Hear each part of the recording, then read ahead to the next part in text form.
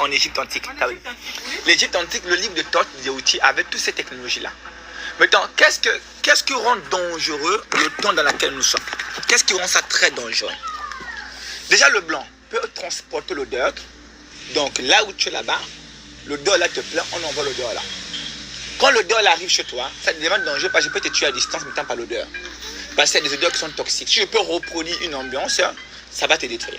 Mais comment ils ont réussi à le faire? Grâce au système de sucre. Parce que quand on transporte l'odeur, ils ont compris ça aussi avec la physique quantique sur lequel on appelle l'intrication.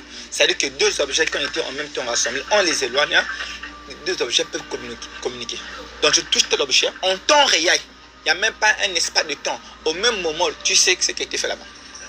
Alors, en informatique, on est capable de le faire, de détruire un ordinateur grâce à des codes. Donc je prends une clé. Cette clé, je la modifie, je mets des codes informatiques à l'intérieur, je le mets sur ta machine, la machine va s'exploser. Ça veut dire quoi? C'est que de l'information numérique, on arrive à l'information physique. Parce que le code, ce n'est que les chiffres numériques. Mais comment une clé USB peut allumer le feu? Donc le monsieur en l'ordinateur, on t'en coup sur cul, boum, on va.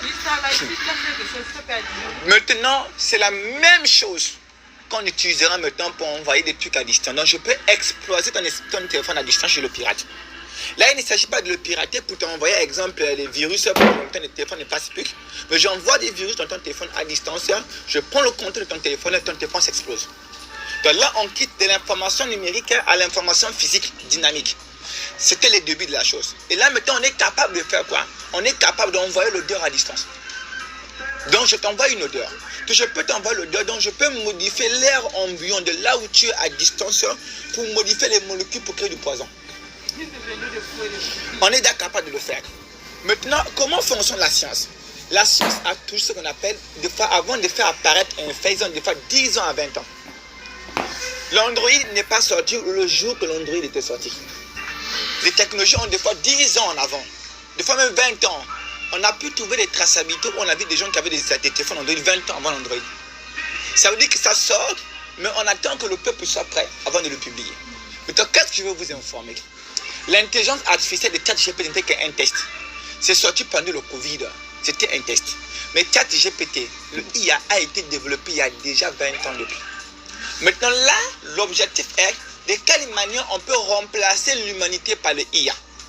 Maintenant, pour remplacer l'humanité par les IA, par les intelligences artificielles, ils ont compris une chose, c'est qu'ils avaient besoin de comprendre la vie éternelle. Ils ont développé des sciences de transfert de conscience. Comment ils ont fait pour comprendre qu'on pouvait transférer la conscience?